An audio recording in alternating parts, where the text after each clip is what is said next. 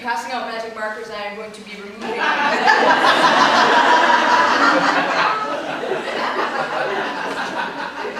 I noticed very early on that my father watered down his whiskey. It tasted a little better that way, a little easier going down. And I would live most of my life a little bit watered down. My coming out process took me about 20 years. I'm a little gay. Gay. Not gay.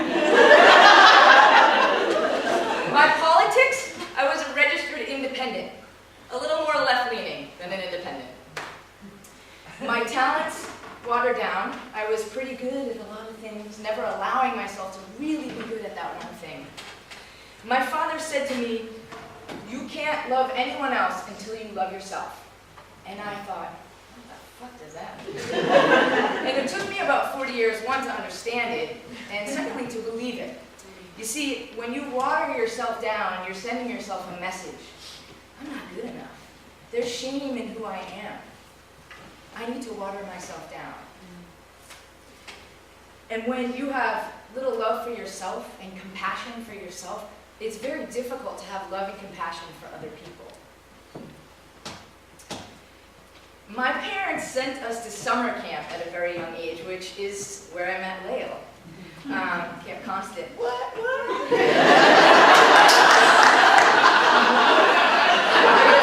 Two of us tonight. And this was great because you go to camp for like 4 weeks, and if everybody hates you, you can just go home at the end, and nobody's the wiser. So it was a great opportunity for me to get to know myself a little bit.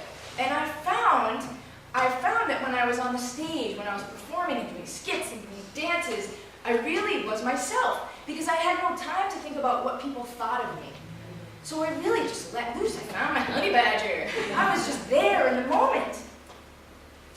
So one year, I decided that when I got back to junior high, I was going to hit the stage. And the only way to do that at Wayland Junior High School was to join the chorus. So I joined the chorus. And lo and behold, 2 months later, I get the part of the Scarecrow in The Wiz. And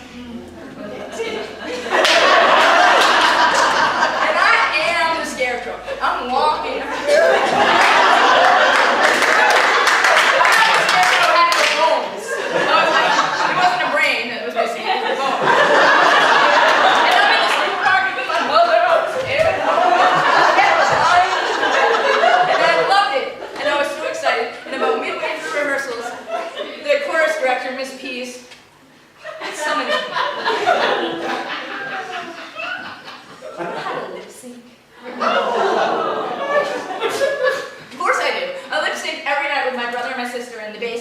And we have a band, and I'm Michael Jackson. Great. We're going to have lip sync. So I did. I'm the only kid in junior high who lip synced an entire musical. That was awesome, too. In high school, I had sports. That's where I found my flow. It was on the field or on the court. And if you've seen the documentary Happy, which I highly recommend, you know about flow. Flow is when you're like in your moment, you're doing the thing that you love, that you have passion for. And so sports kind of did that for me in high school. I go off to college, and I didn't plan to play a sport, and I wasn't signed up for any theater. I went to a very prestigious university. You may have heard of it, University of Maine in Warren. Thank you. I spent 6 years. Thank you very much. I got associates. And talk about watered down. I drank so much beer. I float the Titanic. I mean, that's all I did was water myself down. There was one perk. I finally started dating girls. Which, if you haven't tried it, I highly recommend it.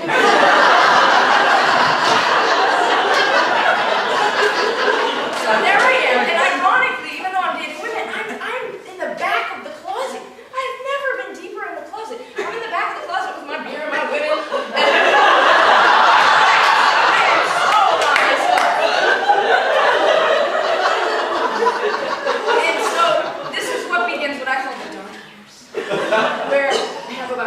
called my 20s, where I pretty much drown myself.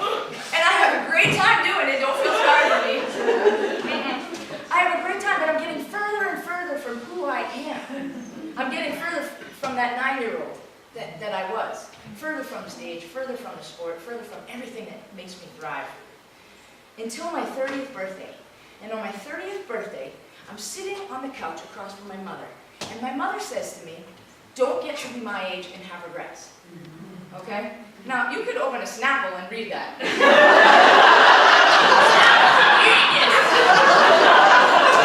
For some reason, that night, my mother touched a chord in me. And she reached me. And I saw myself at 55 looking at my 30-year-old self saying, what the? Snap out of it, you idiot! Do something! And 2 weeks later, I was in a recording studio rapping my first album. That's how.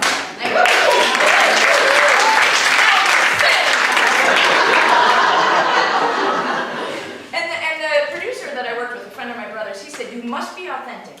Because if you're not authentic, I'm not buying what you're selling.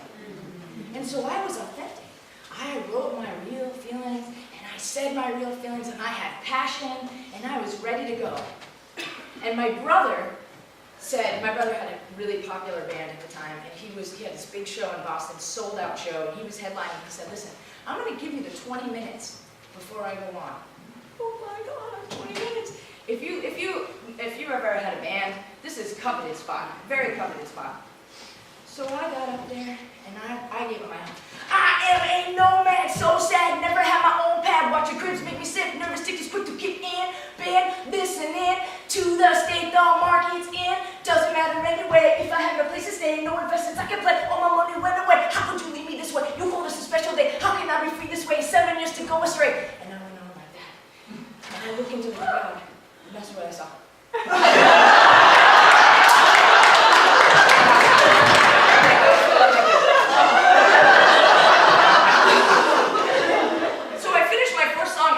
Like this. I